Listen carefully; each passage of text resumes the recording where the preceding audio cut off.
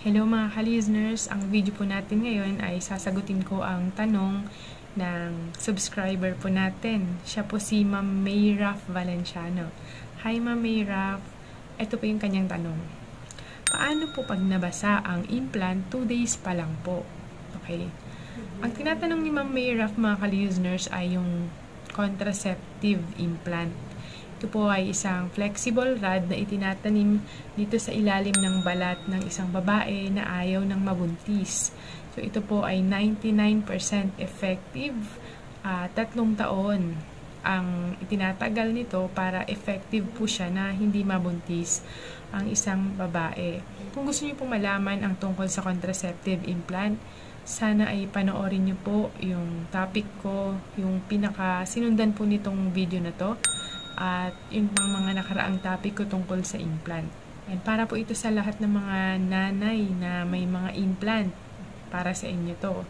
Kung ang contraceptive implant po ninyo ay nabasa, 2 days post-insertion, huwag po kayo mag-alala as long as yung pinaglagyan or incision site ay mapapanatili nyo pong malinis at tuyo. Okay po yun, okay? So, ano po yung mga dapat ninyong gawin at tandaan? Okay, tip number 1, keep the incision site clean. Okay, yung pinagpasukan ng implant, okay, panatilihin nyo pong malinis.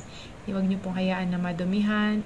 Lilinisan nyo po ito ng mild soap and water. At, syempre, tutuyuin nyo po, okay po, ng malinis na tela or ng tissue. Huwag niyo naman po masyadong i-rub, lalo na kung kakalagay pa lang niya. Baka kasi ma-displace. Okay po. Basta pwede niyo pong basain, linisan ng tubig at sabon, mild soap, konti, and then pat dry. Panatilihin niyo pong tuyo at malinis. Number 2, avoid soaking the area. So, syempre, iwasan niyo na ibababad po ninyo yung part na merong implant. Habang hindi pa naghihilom yung pinagpasukan po ng implant, iwasan nyo munang mababad sa tubig yung incision site, yung pinagpasukan. So, ibig sabihin, iwasan nyo muna ang magsiswimming sa mga swimming pool, bathtub, or ilog, dagat, iwasan nyo muna. O kaya, sobrang tagal na paliligo. Bakit? Para maiwasan ang infection. Tip number 3, monitor for signs of infection. Siyempre, lagi mong i-observe yung insertion site, incision site, kung may signs of infection ba. Okay? Ano po yun? Yun po yung napansin mo parang lalo siyang namula, namaga, mainit kapag hinawakan, makirot, at merong parang lumalabas na nana or discharge. Yun po yung sign of infection na dapat po ninyong tandaan or i-monitor. Tip number 4, follow up with your healthcare provider. Sa mga doktor po ninyo. Madalas mga OB-gynecologist. Ayan. Kung may concern po kayo, mayroon kayong duda, may tanong po kayo tungkol sa implant na nabasa, mas mahalaga, mas the best na magpa-check up po kayo agad sa inyong mga doktor para ma-guide po kayo ng mabuti at turuan po kayo ng dapat ninyong gawin o kaya maresetahan kayo ng mga gamot na dapat ninyong inumin. Basta tandaan po natin na yung implant po ninyo, contraceptive implant po ninyo ay dapat na hindi po yan na-dislocate. Kailangan naka-fix po yan dyan at kahit na mabasa man yan, effective po yan.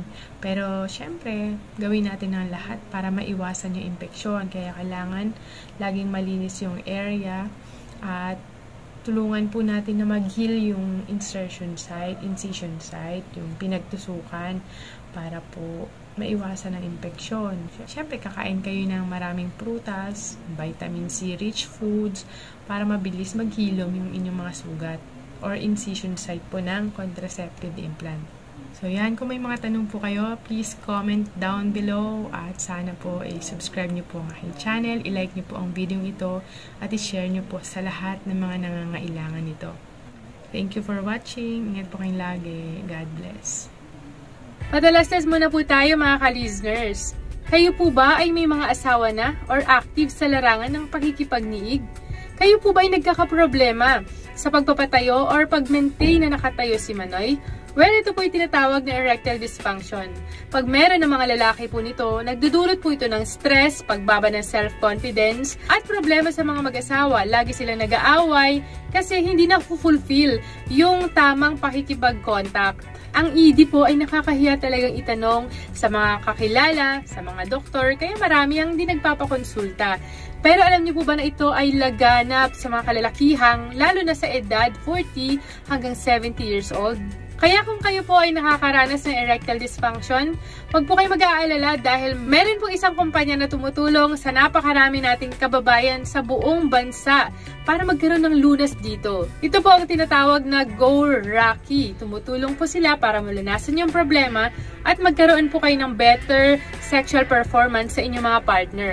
This is fully online, so huwag kayong mag-worry na pupunta pa kayo sa doktor, hihingi ng reseta, or bibili pa sa pharmacy. It is easy, affordable, and discreet. Hindi malalaman ng iba na kayo ay nag-order ng gamot.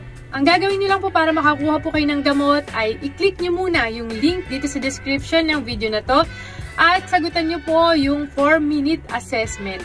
Pag nabasa po ito ng mga doktor at naaprubahan po kayo para mag-take ng gamot, okay, magbibigay ang doktor ng reseta at ang Go Rocky na po ang bahala sa lahat. So ano pa pong hinihintay nyo? Click nyo na po yung link sa description ng video ito and get ready to go hard with Go Rocky.